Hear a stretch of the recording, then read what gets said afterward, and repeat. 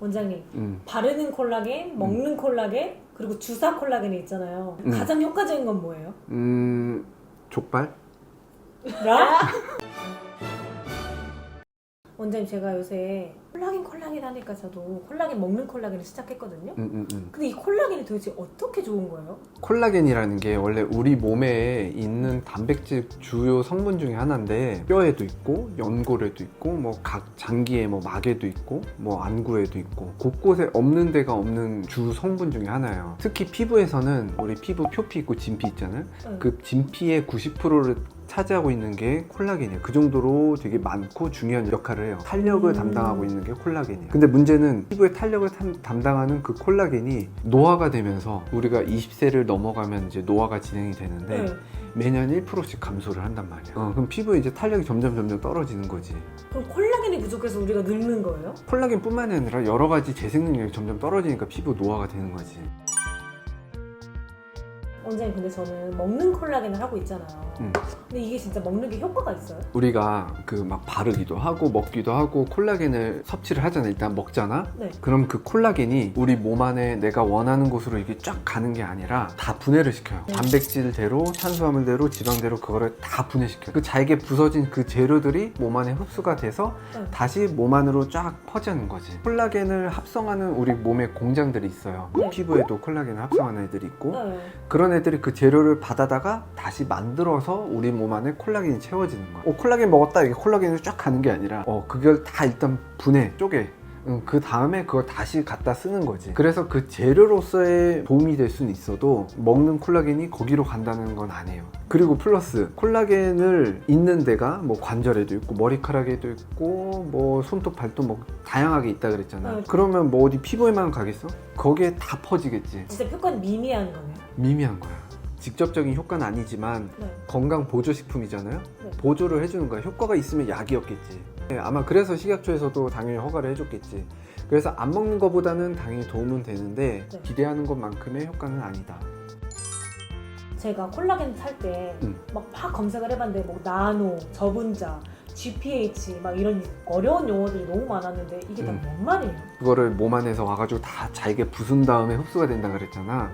그 잘게 부수는 과정을 미리 해놨다는 거지. 흡수가 잘 되게? 미리 얼만큼 쪼개놨느냐, 뭐 나노 단위로 쪼개놨냐, 뭐 더 많이 쪼개놨냐. 많이 쪼개놓으면 쪼개놓을수록 우리 몸에서는 덜 쪼개도 되니까 바로 흡수가 되겠지? 그러니까 흡수력의 차이를 설명한 거야. 그럼 콜라겐 고르는 방법이 따로 있을까요? 일단 순수 콜라겐 함유량을 봐야겠지. 정말 콜라겐 자체가 깨끗하게 정제되어 들어있느냐, 그리고 얼마나 잘 쪼개져 있느냐, 그게 흡수력을 나타내기 때문에 뭐 요즘에 뭐 300에서 500달톤까지 쪼개놨다고 하는데 굳이 그 정도보다 그냥 1000달톤 정도 쪼개놨으면 충분하다고 보고, 그리고 이제 추가적으로 내 피부 고민에 따라서 뭐 좀 탈모가 고민이다 그러면 뭐 비오틴 함유량이 성분이 좀 추가됐느냐, 뭐 보습 쪽으로 뭐 히알루론산, 뭐 미백 쪽으로는 뭐 비타민 C, 그런 것들이 조금 더 첨부되어 있는 거를 보면 될 거고, 그리고 제형, 가루로 됐냐, 액상으로 됐냐, 젤리로 됐냐, 뭐 알약으로 됐냐, 그런 거 보면 될 거고.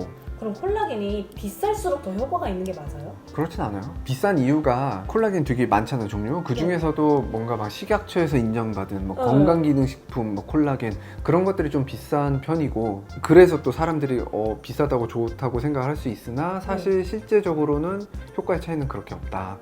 그럼 콜라겐 효과를 높이는 방법도 있나요? 말했잖아. 콜라겐 재료를 우리 몸에 흡수를 시켰을 때 그걸 합성을 해야지 우리 몸에서 콜라겐이 된다고 했잖아, 최종적으로.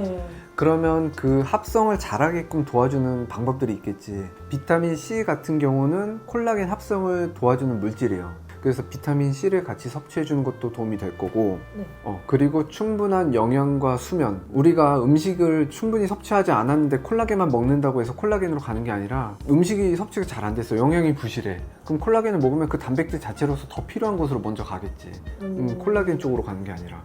그리고 잠을 충분히 자야지 피부 재생이 원활해지니까 그게 제대로 합성이 되겠고, 좀 더 효과를 높여주자면 콜라겐 합성을 좀 자극해주는 것들이 있어요. 피부과에서 시술하는 거. 피부에 좀 상처를 주면 자극으로 인해서 재생이 촉진된다 그랬잖아.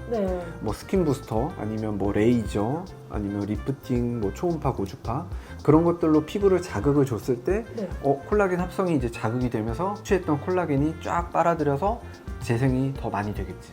근데 먹는 것 중에 막 돼지 껍데기, 족발 이런 거 먹으면 피부 탱탱해진다는 말이 있잖아요. 맞는 거예요?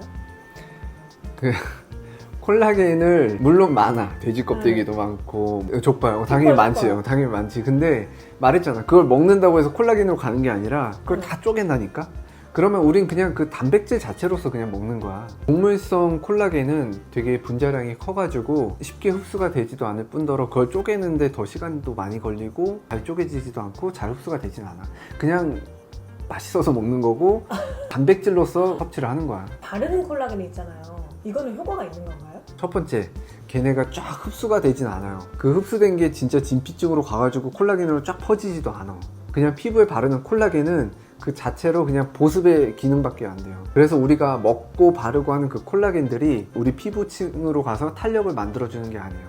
진짜 피부 본연의 힘을 강화시켜서 콜라겐의 합성이 잘 되도록 하는 게 그게 중요한 거야. 그러면 피부과에서 콜라겐을 채울 수 있는 시술은 뭐가 있나요? 콜라겐의 합성을 자극시켜주는 그런 시술들의 류인데 자극을 시키는 방법도 여러 가지가 있어요. 열을 줘서 자극하는 방법, 아니면 물리적으로 진짜 바늘로 찔러서 자극하는 방법도 있는데 일단 첫 번째 콜라겐 부스터라고 유명한 게 있잖아요. 주베룩, 뭐 스컬트라 그런 것들은 진짜 들어가서 피부 안에서 콜라겐을 막 합성하게끔 부스팅 역할을 해주는 그런 약물들이 있어요. 우리 흔히 아는 리쥬란 그런 것도 피부의 재생을 도와주기 때문에 콜라겐이 합성되는 데 도움이 될 거고 그 외에도 뭐 레이저를 받아도 그리고 뭐 열 자극을 주는 뭐 써마지나 뭐 울세라나 그런 초음파나 고주파 계열의 리프팅 장비들도 피부를 작게 상처를 주고 재생을 촉진시키기 때문에 콜라겐 합성에 도움이 돼요. 그것들이 콜라겐을 직접 넣어주는 건 아니네요? 우리가 뭐 흔히 아는 그 히알루론산은 직접 넣어줘서 진짜 히알루론산이 보충이 되긴 하지만 콜라겐 직접 넣어주는 그런 건 없어요. 그래서 내가 오늘 하고 싶은 말은 떨어진 탄력 잡겠다고 쓰는 그 콜라겐 뭐 다 좋아. 뭐 먹고 바르고 뭐 다 해도 좋다 이거야. 근데 문제는 콜라겐을 우리 몸에서 잘 받아들일 수 있도록 컨디션을 만들어주는 거. 그게 제일 중요한 거. 끝. 구독과 좋아요, 알림 설정 부탁드립니다.